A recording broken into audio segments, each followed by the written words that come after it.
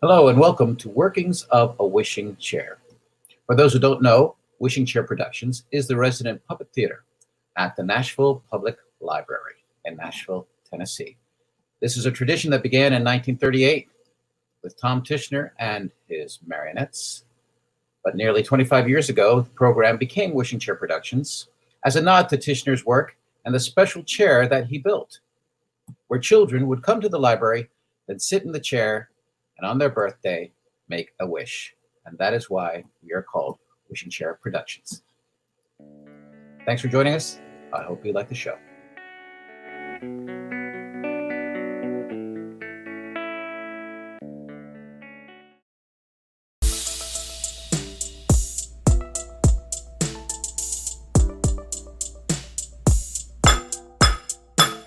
An idea becomes a plan, becomes an action. becomes a thing, An idea becomes a plan, becomes an action. becomes Everybody sing. Now let's say you want to make a puppet show. You gotta have a space where the puppets can't go. Puppeteers too, you know. So where does the story take place? Where do you imagine your character's face? you're gonna need a set, short for setting. This is the area where you are getting on with the show. Ready, set, go. This is what you get when you're building a set. A drawing or a plan. Is it fun? You bet. Is it easy? No. Is it fast? No way. It's gotta serve the purpose of this one play. It's gotta be Safe. safe. It's gotta be Right. right. It's gotta work Night after night after night. You can cut some plywood with the circular saw, but you gotta make it look like what the scene designers draw. First you gotta measure your space, your budget, your time. These two things are prime. You need a measuring tape and a speed square. Pencil and paper, dedication and care. Workshop, power tools, carpentry and welding school. Kicking like a pack mule, that'll get you there. Make it out of lumber, make it out of steel, make it out of cardboard, Whatever you feel. whatever you got, whatever you can find. Whatever you think you can afford this time. Let's break out the diagram, see how it goes. Maybe first you make a model of the set for the show. Start with the basics, build from the ground up. A general essential materials round An up. idea Once you got it built, you becomes gotta a plan. install. You Becomes gotta an paint it action. and dress it. Becomes a And that's plan. not all. An You cut idea. and size and Becomes a piece plan. together parts. Becomes an action. Everybody sing. Now let's take a trip to the carpentry shop. I'll show you lots of tools. Oh, wait a minute, stop. You got to remember safety first. This is a place where you can get hurt. Gloves and mask, knowing the rules. Walking out the building, all your fingers is cool. Let's say you're in the mood for a melody. You just start singing willy-nilly carefree. But if you want to use a power tool, keep a clean space and use it properly. Now let's move over to the compound saw. You say, how does it work? I say, we got Will Kirk. Observe the demonstrator, he's showing us off. Compound saw, what you know about that? Change degrees to get the cut perfect. Keep your eyes open, attention to the blade. Library Pete says safety is the best way. That is amazing, a powerful tool. Speeds up work and precision is cool. Now move with me and take a little gander. What's on the workbench? Belt sander. Get your piece nice, get your piece smooth. If it doesn't work, grab the rotary tool. Dremel's own hand, because you're trying to sing. Blow the dust away with the shop bait. Take out a groove or put one in. Making it smooth and making it thin. Watch your moves, cause this'll take your skin. Now the table saw is next on the list. If you wanna cut sheets, then this is the best. Rip right down the middle, but keep the guard heated. Can't stress the fact that your fingers are needed. 45 degrees, that is what you need. You can change the bevel as easy as you Now please. what else we got in the carpentry shop? The bandsaw is small, but it can do a lot.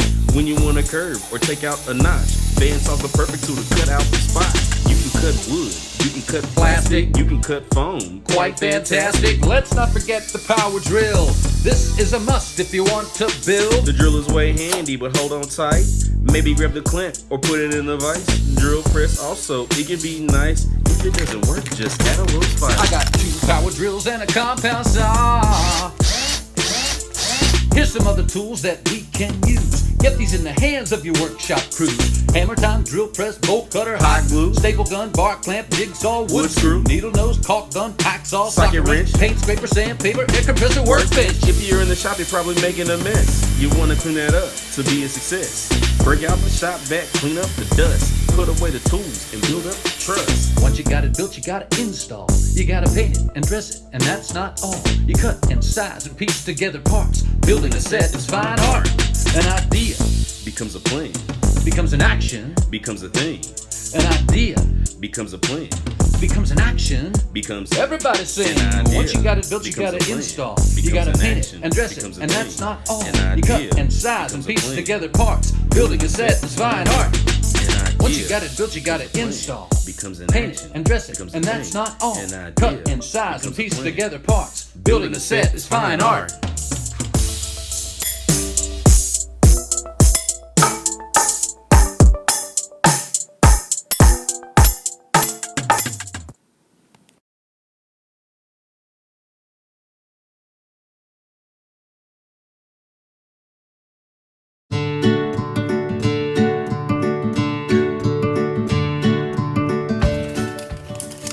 Let's see, that's about 3. Oh, hey! Ha! Library Pete here. How you doing?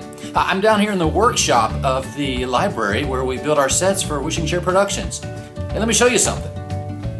Check it out. Here's a model of the theater that we have upstairs where we do our puppet shows. Now this is very useful when we're wanting to build a set. Let me show you some things. I actually put a little curtain on it. Dun, dun, dun, dun, dun, dun. Hey! Now when the curtain goes up, you can see there's a marionette stage. This is where the puppets would perform. And this would be their background. And if I spin it around, you can see back here, this is where the puppeteers would stand on the marionette bridge. Check it out. A whole 360 view. Dun, dun, dun, dun. Now these pieces actually come apart. There's these little blocks, so we can have different levels if we want. And the whole thing can move away. This part upstairs is actually on wheels, so we can move it around. Sometimes we use it this way. Sometimes we use it this way. Sometimes we just use the blocks. Sometimes we don't use any of it, and there's just a very nice stage. Most of the time we use it like this. Now, one thing to note is that it's built on a scale. 1 inch equals 1 foot. Now here's a diagram I made of the theater. When we first got the building, I measured the space. Lengthwise and widthwise, how far apart between the columns, how far from the front of the stage to the front of the marionette stage. All that's marked down and noted on this diagram. And I copied all those measurements into this model. 1 inch equals 1 foot. So, upstairs in the theater, it's 24 feet across the back wall. 24 feet on this model comes to 24 inches. That way when we build our sets, we know that anything that's 1 inch is actually 1 foot. Now let me show you something else. I've got another model here with me. It's right down here. Oh, I just dropped Morgan. I'm sorry, Morgan. Oh, that's okay. She's okay. That's exactly how she sounds also.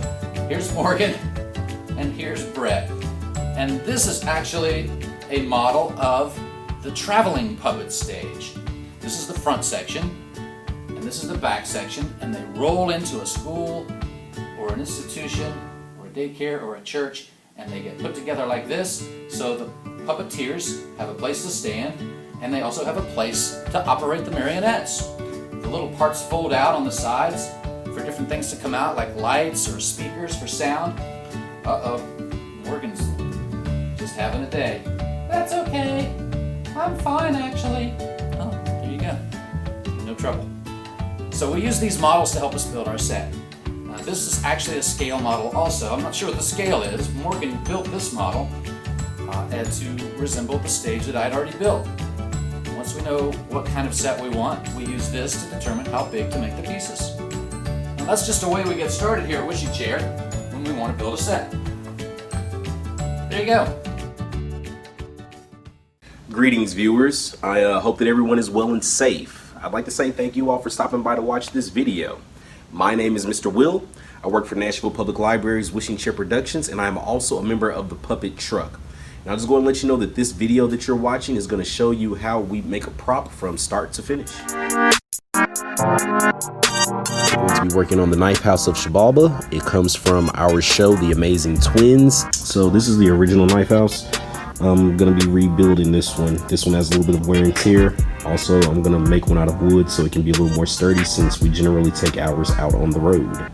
All right, so first things first, make sure you do some research before you just jump off into it. I need to figure out what these knives would look like back then. Fortunately, I was able to find lots of materials that were at the Nashville Public Library. With a little bit of research, I was able to get some nice images of what some of those knives from a knife house would look like. I'm going to begin to draw the knives on these pieces of wood, and I'll get ready to cut them out. And keep in mind, the only reason why I'm using wood is because we travel with ours. We want this to be sturdy, to be able to hold up against many shows that we'll perform in the future. Please feel free to use cardstock or maybe some foam board. You can make something just like this. All right, so I've got a few pieces that are drawn out, and I can go ahead and start cutting those out.